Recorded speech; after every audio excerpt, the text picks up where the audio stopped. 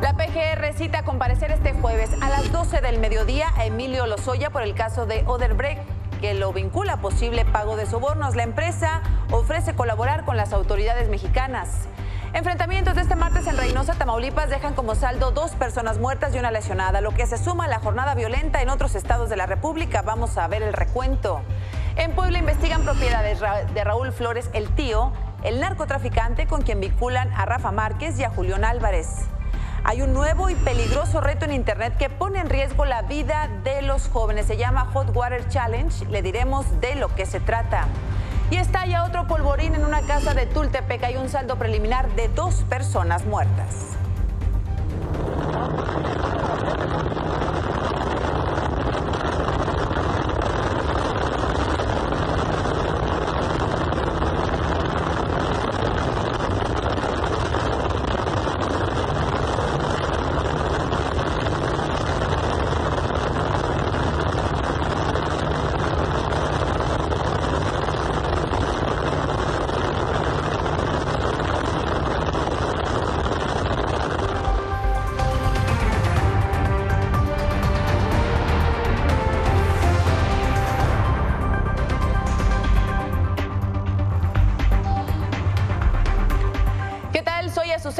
Como siempre, le doy la bienvenida a Milenio Noticias de la Noche. Veíamos imágenes de este nuevo polvorín, de este nuevo accidente en Tultepec. ¿Qué sabemos hasta el momento? Se habla como cifra preliminar de 2 muertos, aunque en algunos casos se están manejando hasta 5. Lo que se sabe hasta el momento es que hay 2 muertos, es la cifra más reciente confirmada, resultado de esta explosión en un taller clandestino de productos de pirotecnia en Tultepec, en el Estado de México. Los hechos se registraron en una casa donde se almacenan productos de pirotecnia en Avenida Centenario y calle Salvador Díaz Mirón de la colonia Amado Nervo. Al lugar llegaron ya elementos de emergencia, protección civil, bomberos y la policía estatal que mantienen acordonada el área. En el lugar continúan trabajando bomberos para descartar que existan más personas fallecidas o lesionadas debajo de los escombros. Estas son imágenes recientes de lo que ha sucedido hace una hora aproximadamente, nuevamente en Tultepec, donde hay al menos 2 personas fallecidas y un número aún no determinado de personas lesionadas. Vamos a otro asunto, al caso de corrupción de Odebrecht. Hoy Emilio Lozoya, el director de Pemex, recibió un citatorio de la PGR para que comparezca el jueves por los $10 millones que presuntamente recibió de parte de la empresa brasileña para favorecer a la empresa con el contrato de remodelación de la refinería de Tula Hidalgo. Lozoya se va a presentar, el jueves a las 12 del mediodía en calidad de imputado. Respecto a los señalamientos de que el dinero recibido por Lozoya pudo ser utilizado para la campaña del presidente Enrique Peña Nieto en 2012, posibilidad que ayer desmintió en este espacio el vocero de la presidencia, Eduardo Sánchez, hoy la FEPADE informó que ya fue abierta una investigación respecto al tema. Siempre he dicho que el optimismo no es algo que debe caracterizar a un negociador, sino la visión positiva de poder llegar a un acuerdo alcanzable. Bueno, hace unos momentos la empresa Odebrecht emitió un comunicado en donde dice que reitera su confianza al marco jurídico mexicano y su interés en colaborar de manera directa con las autoridades para que los hechos cuestionados se esclarezcan mediante las investigaciones y disposiciones legales aplicables en el ámbito nacional e internacional. Destacó que la empresa está comprometida a combatir y no tolerar la corrupción, por lo que colabora con este y otros países.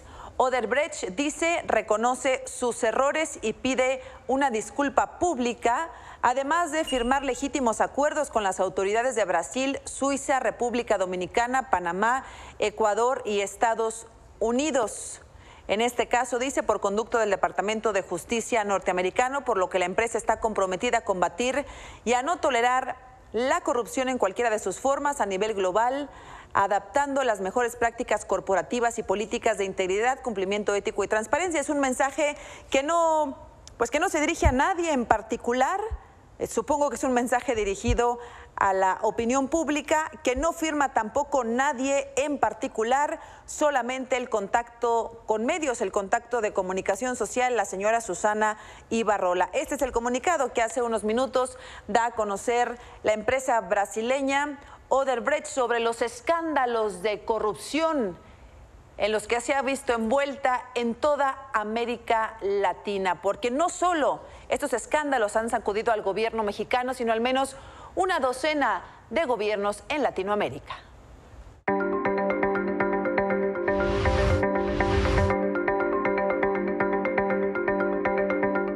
Odebrecht, la caja de Pandora de corrupción más importante de los últimos años, se abrió en 2014 cuando el juez brasileño Sergio Moro y un equipo de fiscales iniciaron una investigación por corrupción en la empresa Petrobras, donde detectaron sobornos y lavado de dinero por parte de compañías constructoras a cambio de licitaciones.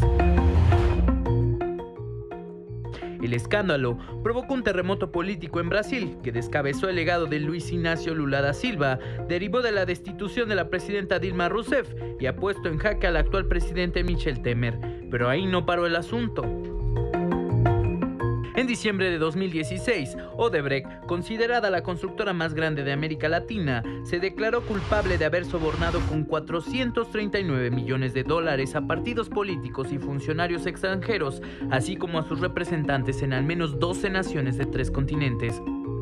Angola, Argentina, Brasil, Colombia, República Dominicana, Ecuador, Guatemala, México, Mozambique, Panamá, Perú y Venezuela. Entre los presuntamente involucrados se menciona a funcionarios de Hugo Chávez y Nicolás Maduro en Venezuela, que habrían recibido 98 millones de dólares en sobornos. En Argentina, el presidente Mauricio Macri y ex colaboradores de su antecesora Cristina Fernández de Kirchner habrían también otorgado licitaciones a Odebrecht a cambio de 35 millones de dólares. También han sido señalados el expresidente Álvaro Uribe de Colombia y su sucesor Juan Manuel Santos, así como el presidente de Ecuador Rafael Correa y el expresidente de Perú Ollanta Humala, quien recientemente fue encarcelado por este caso. De acuerdo con la justicia de Estados Unidos, Odebrecht creó un departamento de operaciones estructuradas que se dedicaba exclusivamente a distribuir los sobornos depositándolos en las cuentas bancarias de los funcionarios en paraísos fiscales a través de 2 softwares distintos. Milenio Noticias.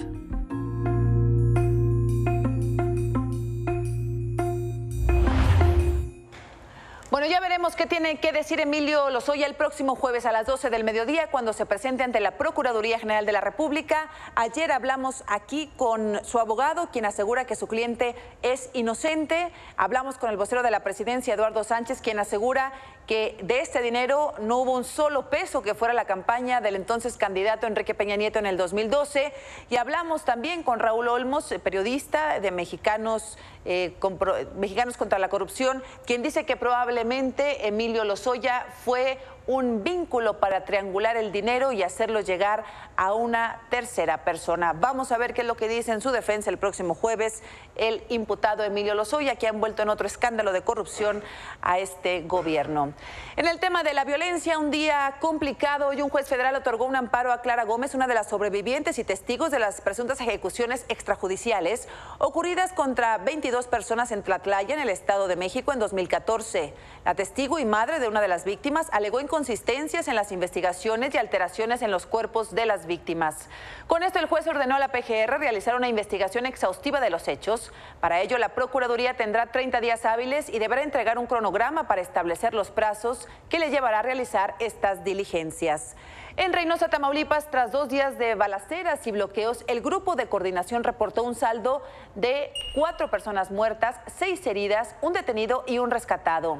Ayer, en una brecha cercana al río Bravo, fueron encontrados 3 cuerpos calcinados. Hoy, desde la madrugada, se dieron 4 hechos violentos distintos. El primero fue el aseguramiento de droga y armas en la colonia Simón Rodríguez. Luego, un enfrentamiento entre grupos rivales que se extendió a varias colonias, entre ellas la Unidad Obrera, Aztlán y Doctores. Después, lanzaron 3 granadas en la Rotonda de las Fuentes. En el último hecho localizaron una camioneta con armas. Cabe destacar que en uno de los operativos los delincuentes trataron de huir por los techos de las casas y tomaron a un rehén, el cual fue liberado casi de inmediato y su captor fue detenido. Esta es parte del infierno que se vivió esta mañana en Reynosa, Tamaulipas.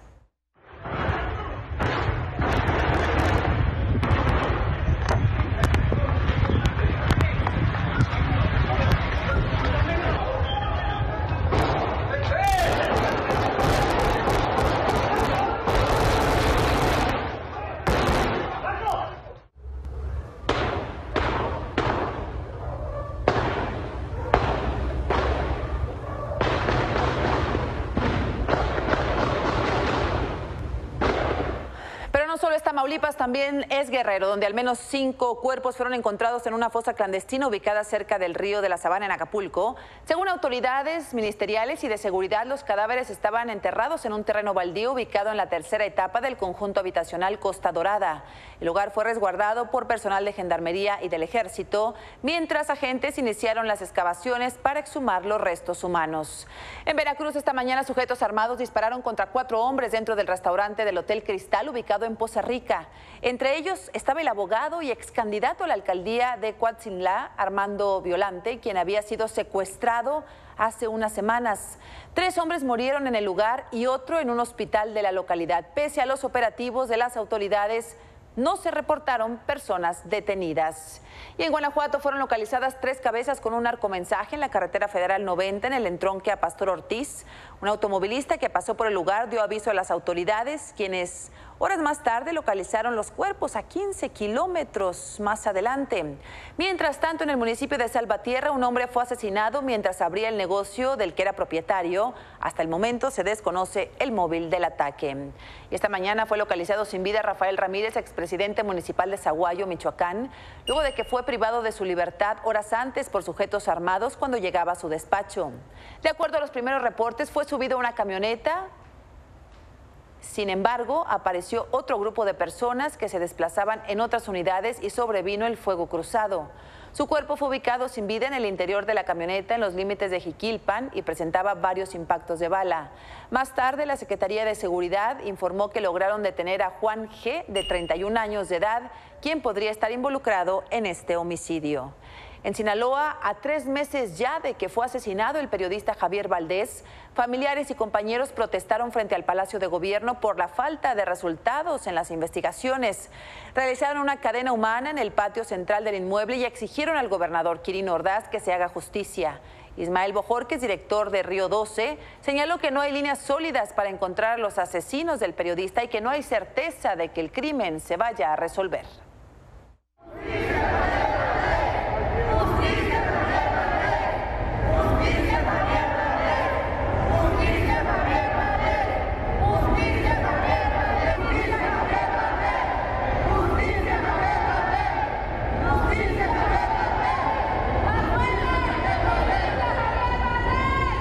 Las agresiones contra los periodistas, los comunicadores, no paran. En Puebla, el periodista Freddy Morales fue atacado durante la madrugada dentro de su domicilio en el municipio de Venustiano Carranza. Sus vecinos ingresaron al inmueble, escucharon sus gritos y encontraron que recibió 3 puñaladas en el cuello, en el pecho y en el abdomen, por lo que el pronóstico de su salud es reservado. Hasta el momento, como sucede en la mayoría de los casos, se desconoce o se dice desconocer el móvil de la agresión, pero han descartado el robo e investigan que pueda estar ligado a su trabajo. En otro asunto, en la víspera del inicio de las renegociaciones del Tratado de Libre Comercio entre México, Estados Unidos y Canadá, hoy el secretario de Economía, Ildefonso Guajardo, se reunió en Washington con la canciller canadiense Chrystia Freeland. Ahí coincidieron en que esperan que las negociaciones sean constructivas. Al finalizar el encuentro, el secretario fue abordado por medios de comunicación y le cuestionaron qué tan optimista estaba respecto a las renegociaciones. Esto fue parte de lo que respondió. Remember that including with the trilateral meetings, we're going to be holding bilateral meetings between Canada and Mexico, Mexico, the US and Canada. And this is a common practice every time there is a plurilateral type of discussion. Bueno, es parte de lo que dijo el secretario de Economía, Ildefonso Guajardo. ¿Qué tan optimistas tenemos que estar en México Enrique Acevedo. Buenas noches, Enrique, vamos contigo. ¿Qué tal, Azucena? Muy buenas noches. Bueno, pues como dicen, no hay fecha que no se cumpla, ni plazo que no venza, tampoco deuda que no se pague, y pues esta semana, mañana, inicia esta primera ronda de trabajo hacia la renegociación del TLC. En el mejor de los casos, bueno, pues se espera que las partes alcancen un texto final hacia mediados de marzo del próximo año. Este texto estaría sujeto a la aprobación del Congreso, tanto en México como en Estados Unidos y Canadá. Y aunque las partes dicen que no hay prisa en la renegociación, incluido el secretario de Economía, la realidad es que los calendarios legislativos y sobre todo las elecciones en México sí generan un sentido de urgencia entre los participantes, ¿no? Y el camino hacia un acuerdo pues está lleno de obstáculos, sobre todo el hecho de que cada país llega a la mesa de negociación con un objetivo distinto. En el caso de México, ese objetivo es pues, modernizar el TLC.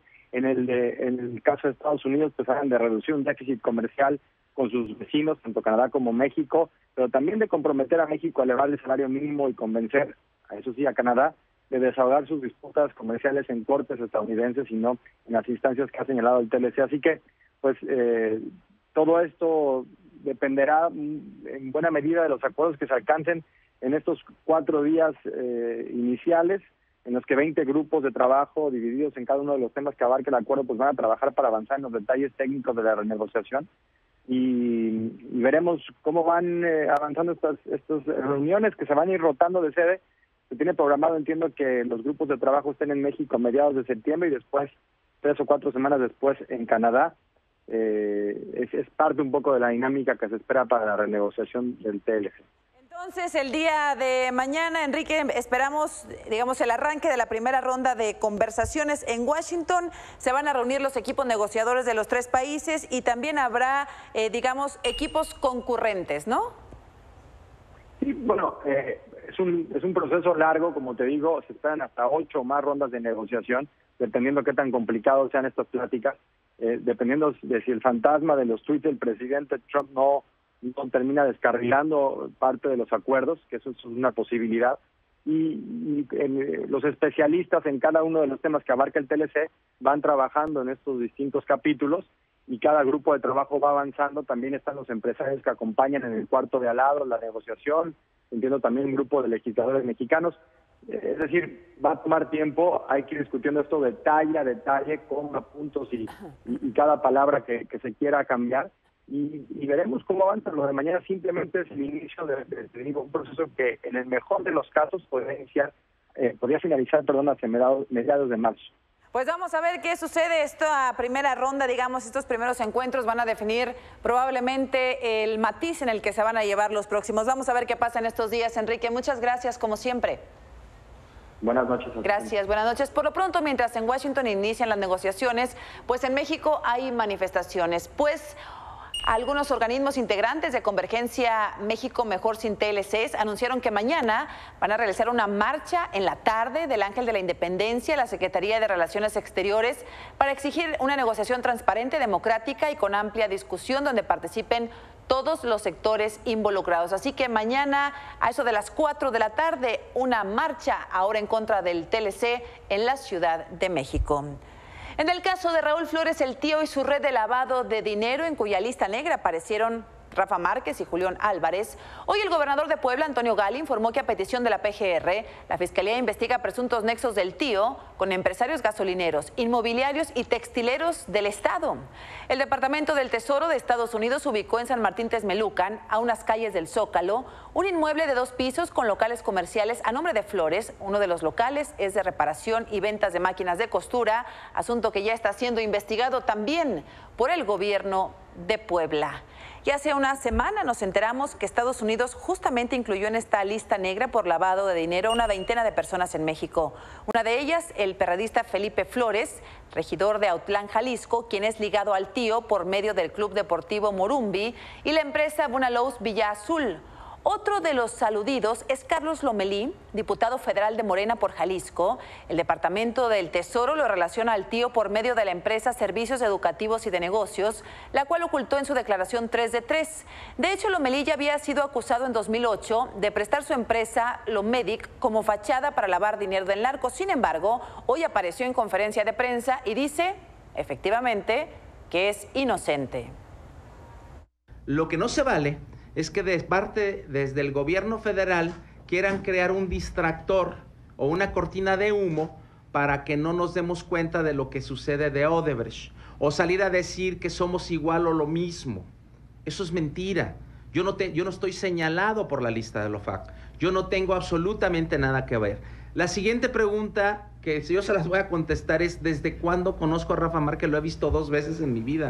Bueno, parte de lo que dijo el señor hoy en conferencia de prensa, los otros 2 involucrados, ya sabemos, ya los escuchamos en rueda de prensa, también se dicen inocentes, son Rafa Márquez y Julián Álvarez. Pero ¿cómo le ha afectado estar a Rafa Márquez, por ejemplo, una semana en la lista negra de Estados Unidos? Oscar Valderas de Vice News, gracias y buenas noches, Oscar. Hola, Susana, buenas noches, qué gusto saludarte. Gracias, Oscar. Pues la pregunta te la haces tú en tu reportaje, en tu trabajo que publicas hoy. ¿Qué daño le ha hecho a Rafa Márquez estar ya una semana en la lista negra de Estados Unidos, Oscar?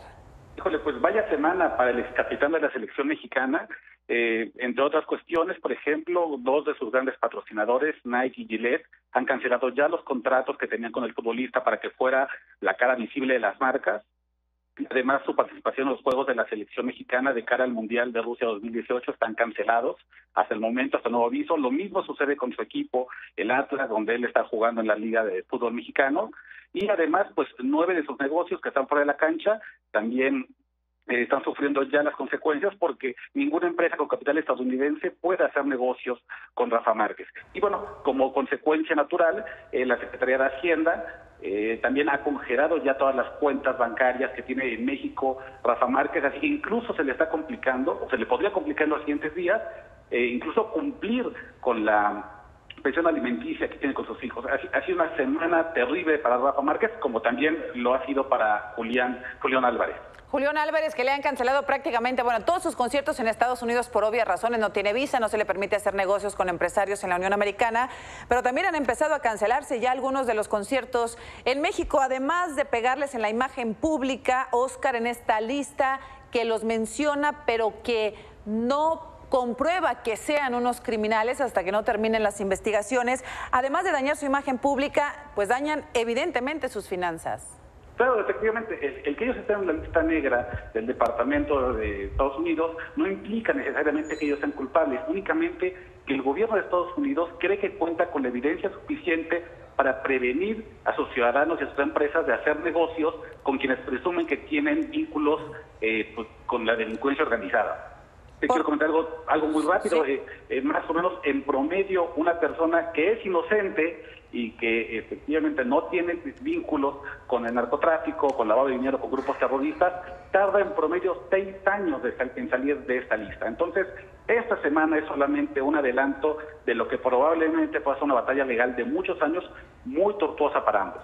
Respecto a las experiencias que se tienen ya con algunos otros personajes, en promedio 6 años en que realizan la solicitud para salir de esta lista, se hacen las investigaciones y responde el gobierno de Estados Unidos. Es correcto, y es muy complicado salir de esa lista, principalmente porque hay muy pocos abogados, casi ningún abogado quiere representar a las personas que están en esta lista, porque a la hora de que esas personas nombradas tienen que pagar los honorarios de los abogados, contraviene la ley Kingpin, que obliga o que prohíbe más bien que ciudadanos estadounidenses o empresas hagan negocios o tengan contacto con estas personas. Por eso es que es un proceso tan tardado y probablemente esta primera muy mala semana para ambos personajes se extienda durante varios años más. Definitivamente. Muchas gracias por permitirnos escuchar parte de tu trabajo, Oscar Valderas. Buenas noches. Hasta mañana. Gracias, Susana. Buenas noches. Gracias. Buenas noches. Hoy el dólar en las ventanillas de algunos bancos cerró en 18 pesos con 28 centavos. A nivel interbancario se colocó en 17,80. Y antes del corte, 2 avisos y una buena noticia. El primer aviso es que el PRI alertó que empresarios de Nuevo León han recibido mensajes a nombre del presidente de su partido, Enrique Ochoa.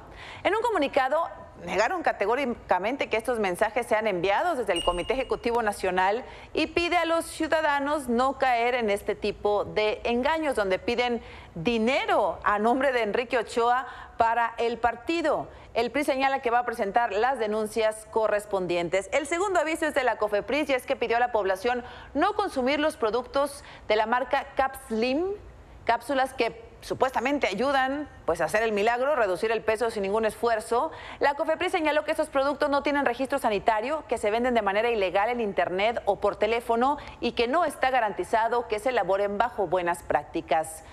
Y la buena noticia corre a cargo de Jorge Martínez desde Jalisco. ¿Cómo estás, Jorge? Buenas noches. Azucena, ¿qué tal? Muy buenas noches al auditorio. Bueno, ahorita les vamos a pasar una nota de una persona de 84 años que decidió enlistarse en la Universidad de Guadalajara para estudiar la carrera en Derecho. Vamos a ver la historia.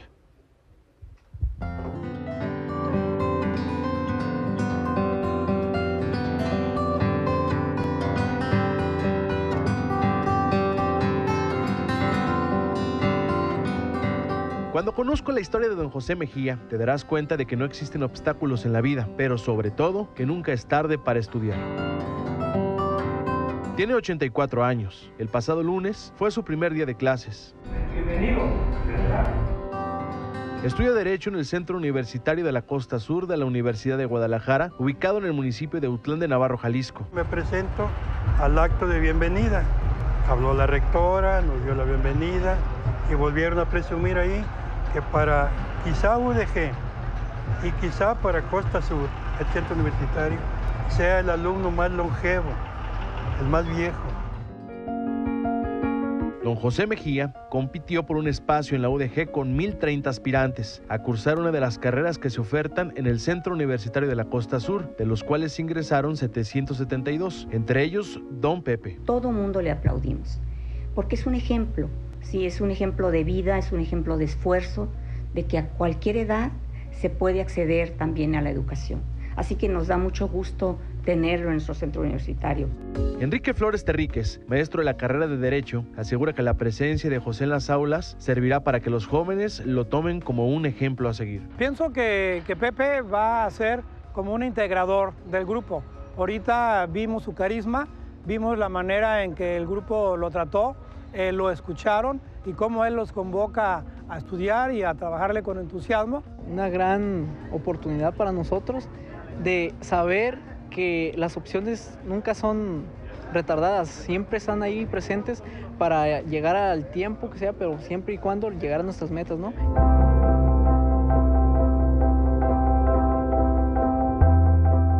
El sueño de don José es llegar al 2020 para graduarse y posteriormente tramitar su cédula profesional con la intención de ejercer como abogado.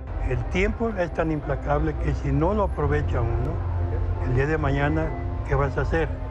Y si ya tomaron una decisión, ¿qué quieren ser en su vida? Que se pregunten cómo lo van a hacer. Y cuando tengan la decisión, que den el paso que los vaya a conducir definitivamente a dos cosas, al fracaso o al éxito. Con imágenes de Javier Ponce para Milenio Noticias, informó Jorge Martínez.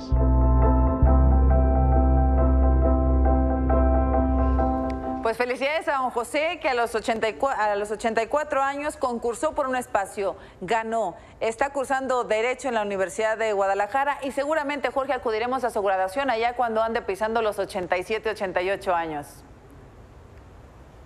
Efectivamente, esperemos que él tenga esta oportunidad de graduarse. Dice que es su mayor sueño y, ¿por qué no?, ejercer como abogado algún día. Por supuesto. Gracias, Jorge. Nos hiciste sonreír después de información bastante complicada que tuvimos en nuestro primer bloque. Gracias, Jorge Martínez, hasta Jalisco, y buenas noches. Buenas noches, Susana, y buenas noches al auditorio. Gracias, buenas noches. Y al regresar, pues hay más información. Médicos y enfermeras en el país lanzan un SOS, una alerta al secretario de Salud ante la inseguridad que se vive y que ha cobrado ya decenas de víctimas. Además, le hablaremos del nuevo reto en redes sociales que está poniendo en riesgo a la población, sobre todo a los jóvenes.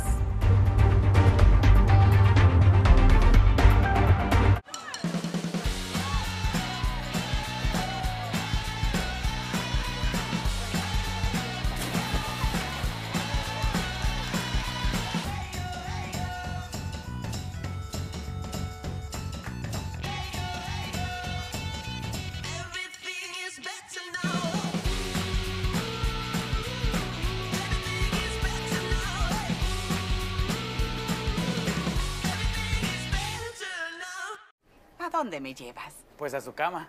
¿Ya está lista? Claro. Ahora hacemos todo más rápido. Pues si tenemos un ratito, vamos a dar una vueltecita para que me presumas el hospital. Ay, doña Licha. Es otro IMSS y se nota la diferencia. En 2012 tardaban días en asignar camas. Hoy asignamos las camas en pocas horas. Lo bueno cuenta y cuenta mucho. IMSS, Gobierno de la República.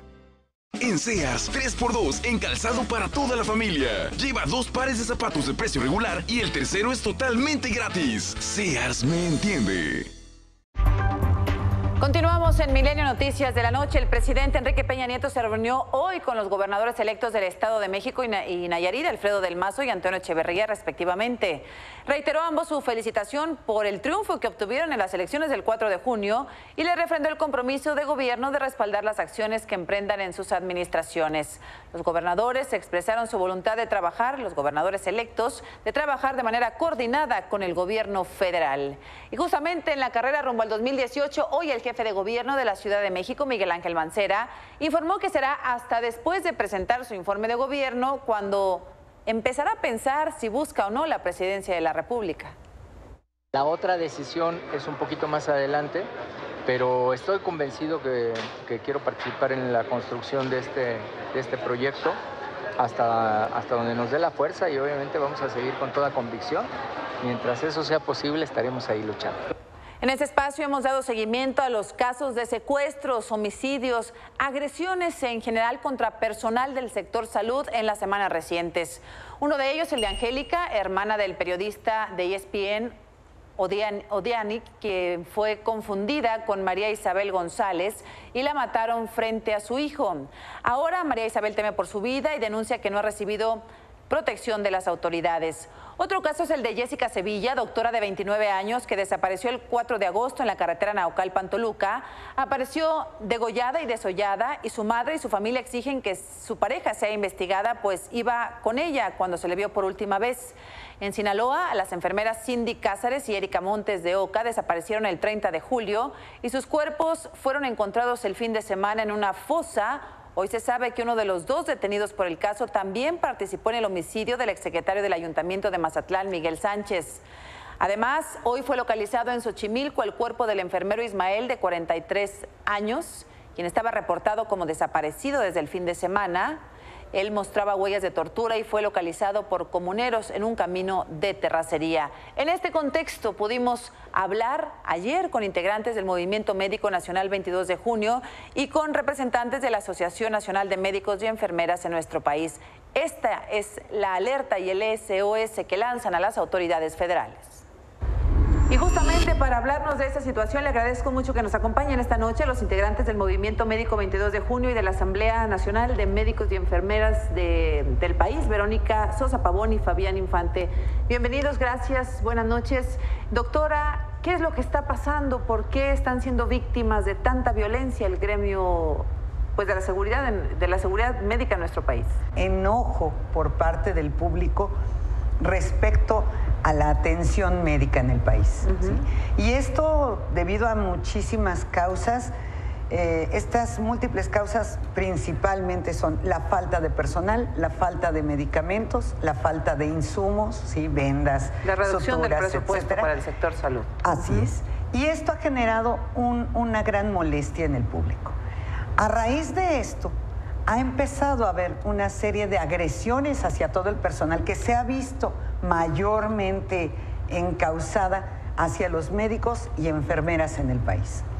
Esto ha generado desde secuestros, violaciones, golpizas, ¿sí? Que han terminado personal en el hospital, ¿sí? Y muertes. Es decir, Fabián, ustedes cuando sucede algo con un paciente que fallece o que tiene alguna situación de riesgo de enfermedad, los familiares arremeten contra el primer contacto, que son ustedes, los médicos, las enfermeras, el personal de atención al público. Buenas noches. Sí, de hecho, si los familiares del paciente no están satisfechos con la atención que se les ha brindado, al primero que tienen a la mano pues, es al médico o la enfermera que les brinda la atención, y es con quien se desquitan y con quien descargan todo su coraje si desde su punto de vista no fueron atendidos en tiempo y forma adecuados, pero nosotros lo único que tenemos a la mano es explicarles que no es nuestra culpa, que nosotros no administramos las instituciones de salud, que nosotros únicamente les brindamos el servicio, la atención, pero que quien diseña las políticas públicas de salud y quien administra las instituciones de salud, pues son los responsables de que todo esto suceda y que las instituciones estén pues en escasez pues, de material y de recursos personal humanos, y de recursos. Doctora, usted fue víctima directa de una situación violenta. Así es, hace ya bastantes años en mi servicio social sí fui amenazada precisamente por el esposo de una mujer que llegó en trabajo de parto, y obviamente al estar yo sola en la unidad médica, el señor no entendía por qué estamos en una población machista 100%, ¿verdad?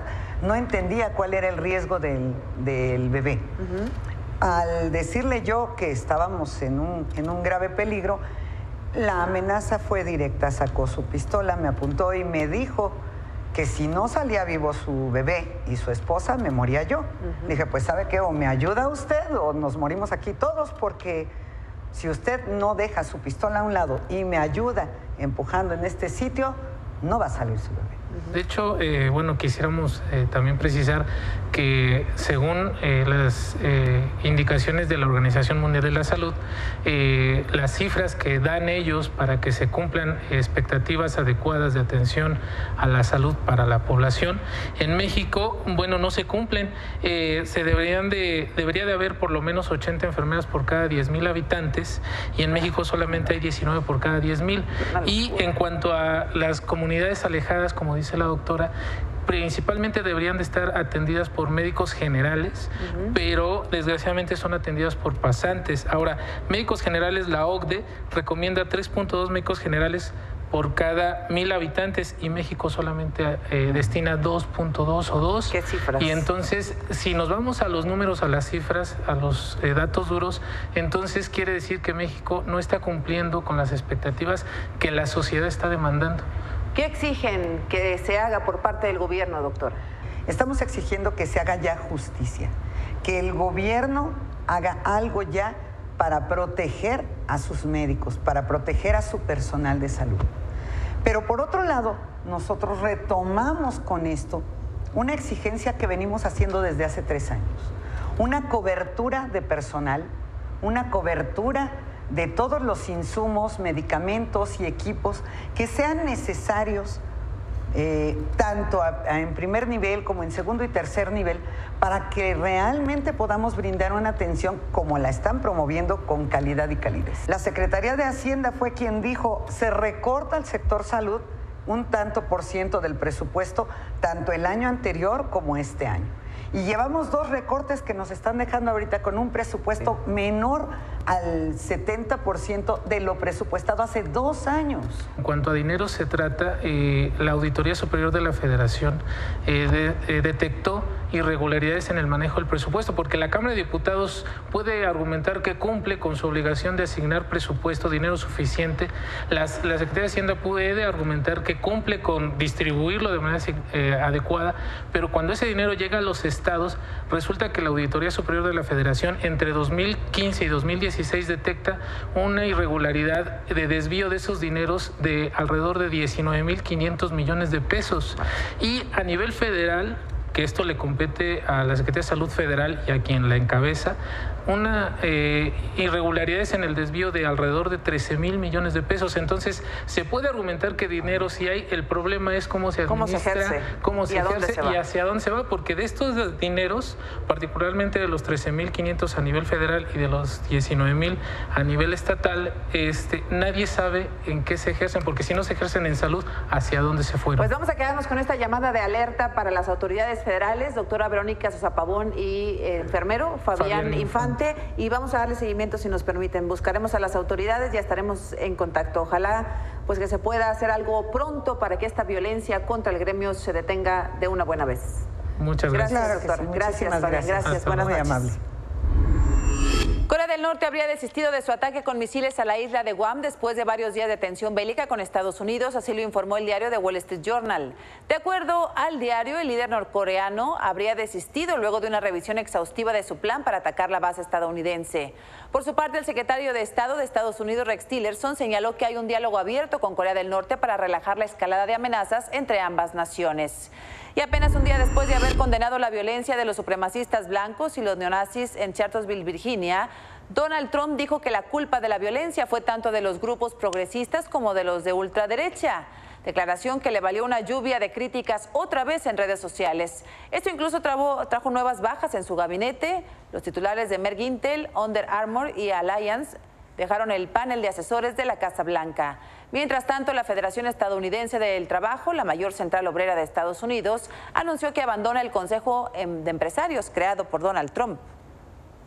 And you have you had a group on one side that was bad, and you had a group on the other side that was also very violent. And nobody wants to say that. George Washington was a slave owner. Was George Washington a slave owner? So will George Washington now lose his status? Are we going to take down? Excuse me. Are we going to take down statues to George Washington? So you know what? It's fine. You're changing history, you're changing culture, and you had people, and I'm not talking about the neo-Nazis and the white nationalists, because they should be condemned totally. But you had many people in that group other than neo-Nazis and white nationalists, okay? And the press has treated them absolutely unfairly. Al regresar, Fernando Santillanes y el nuevo reto que está poniendo en riesgo la vida de los jóvenes, un reto en Internet. Regresamos.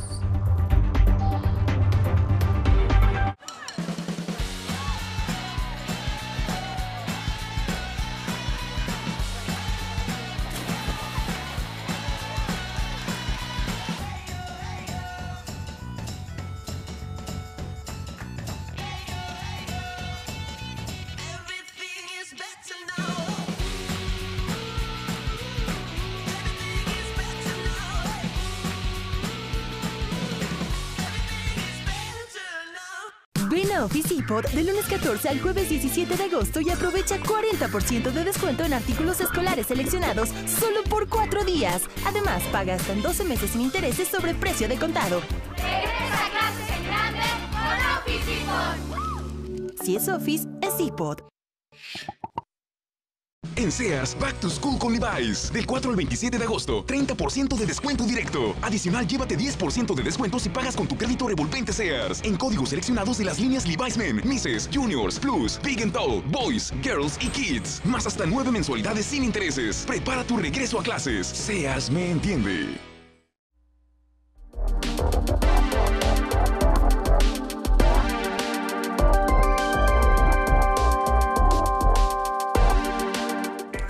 ¿De qué se trata este reto del agua caliente? Fernando Santillanes, buenas noches. Hola, ¿qué tal, Susana? Me da mucho gusto saludarte. Entre las noticias más importantes del mundo de la tecnología, lamentablemente un reto viral. No todo lo que hablamos en esta sección tiene que ver con los gadgets, sino también lo que pasa en las redes sociales.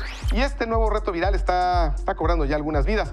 Todo se trata del Hot Water Challenge o el reto del agua caliente. En Estados Unidos, algunos adolescentes han estado jugando la broma de aventar agua hirviendo a otros para ver su reacción y subirlo principalmente a Snapchat y a YouTube. Obviamente ya hay víctimas, hay algunos adolescentes que han sufrido quemaduras de 3er grado y una niña lamentablemente falleció por tomar agua hirviendo. Este reto es de lo más, y así es, de lo más estúpido que hemos visto en las redes sociales, y ojalá el hecho de mencionarlo en esta sección, el decirlo en los medios de comunicación, ayude a que no lo realicen y obviamente también estemos más pendientes de nuestros hijos, porque este tipo de retos virales que solamente tratan de hacer que los adolescentes hagan algo extremo puede ser muy peligroso. Así que Hot Water Challenge, una nueva cuestión viral que simplemente no debería de existir.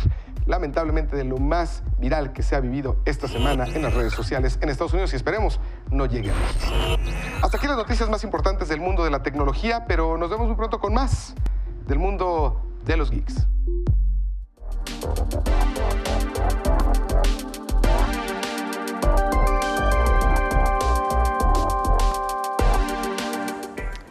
Gracias. Gracias por la alerta, Fer. Se queda ahora con Carlos Marín y el asalto a la razón, su segunda parte de la conversación con la secretaria general del PRI, Claudia Ruiz Massieu.